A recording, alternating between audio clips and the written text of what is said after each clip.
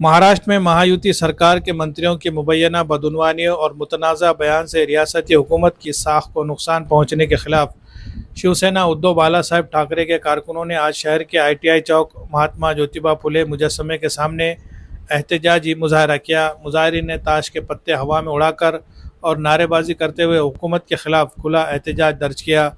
एहतजाज में उज़रा पर संगीन इल्ज़ामात आयद किए गए, जिनमें समाजी बहबूद के वजीर संजय शिरसाट पर 60 करोड़ रुपए घोटाले और 1500 करोड़ रुपए के बेज़ाब्तगी, साबिक़ वज़ीर ज़राअत मानिकराव कोकाटे के रमी खेलने के वाक़यात, मुतासरा किसानों के नुकसान को नज़रअंदाज करने वाले बयानात, वज़ीर ममलकत बराए दाखिला योगेश कदम मिल्कियत वाले डांस बार का मामला और हुकूमत ने उज़रा व अफसरान की मुबैना हनी ट्रैप स्कैंडल शामिल है। शिवसेना रहनुमाओं ने इल्ज़ाम लगाया कि हुकूमत बदउनवानी के ज़रिए हासिल होने वाले पैसे से अपने ग़रीबी लोगों को फ़ायदा पहुंचा रही है। इनका कहना था कि इस हुकूमत में ऐसे मिनिस्टर हैं जो मुतनाज़ा बयानात देने के बावजूद माफ़ी तक नहीं मांगते और ओहदों पर बरकरार रहते हैं। एहतजाजी मुजाहरे में ज़िला व शहर के शिवसेना के मुतअद्दिद ओहदेदारान व कारकुनान बड़ी तादाद में मौजूद थे, जिनमें बबन राव बारसे, भुजंग पाटिल डग, ज्योतिबा खरटे, प्रकाश दयालगिरी और दीगर जिम्मेदारान शामिल थे।